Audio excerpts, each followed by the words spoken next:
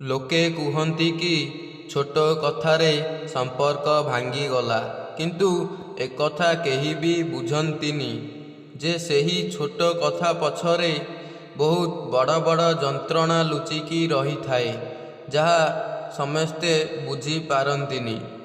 ଦୁନିଆରେ ଭଗବାନଙ୍କଠୁ ବଡ଼ ଆଉ କେହି ବି ନାହିଁ।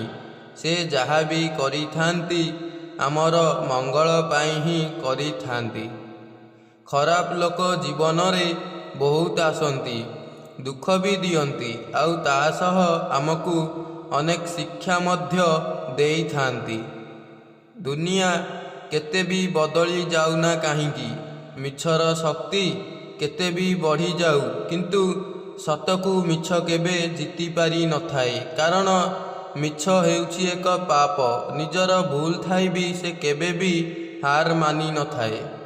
ଗୁରୁଜନ ପାଖରେ କିମ୍ବା ଯେଉଁଠାରେ ତମର ଭୁଲ ଥାଏ ସେଠାରେ ନଇଁଯିବା ହେଉଛି ଗୋଟିଏ ଉତ୍ତମ ବ୍ୟକ୍ତିର ପରିଚୟ।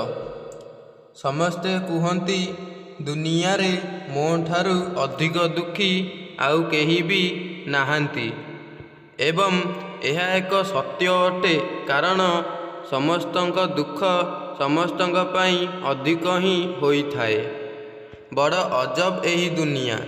ଯାହା ପାଖରେ ଅଧିକ ଭୋକ ଅଛି ତାଙ୍କ ପାଖରେ ଭଲ ଖାଦ୍ୟ ହିଁ ନାହିଁ, ଆଉ ଯାହା ପାଖରେ ଭଲ ଖାଦ୍ୟ ଅଛି ତାଙ୍କୁ ସେମାନଙ୍କ ପାଖରେ ଖାଇବାକୁ ସମୟ ହିଁ ନାହିଁ।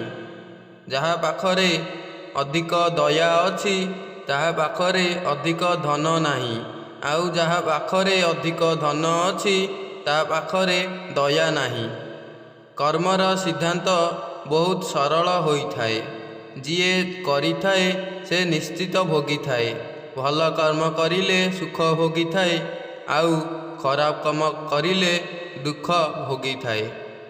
ଯେତେବେଳେ ଆମ ଶରୀରକୁ ଯନ୍ତ୍ରଣା ହୁଏ ସେତେବେଳେ ମନ ବହୁତ କଷ୍ଟ ପାଇଥାଏ।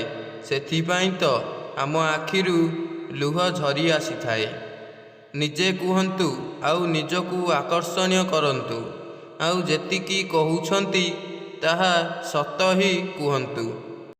ନିଜ ଭିତରେ ଗର୍ବ କମ୍ ରଖନ୍ତୁ, ଆଉ ଅନ୍ୟ ପ୍ରତି ଭଲ ଭାବନା ଅଧିକ ରଖନ୍ତୁ।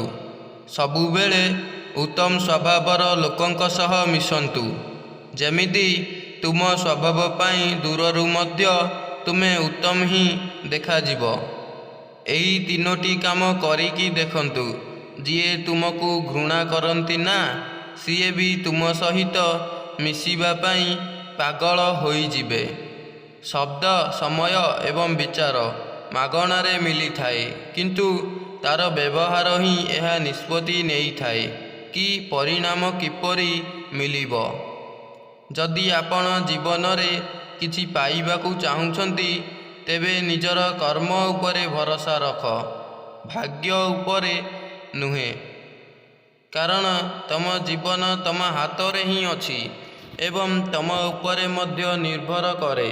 ତୁମେ ଯଦି ସେହି ହାତରେ ନିଜ କର୍ମ କରିବ ନା, ଦେଖି ଦିନେ ନା ଦିନେ ତୁମେ ନିଶ୍ଚୟ ସକ୍ସେସ୍ ହେଇପାରିବ।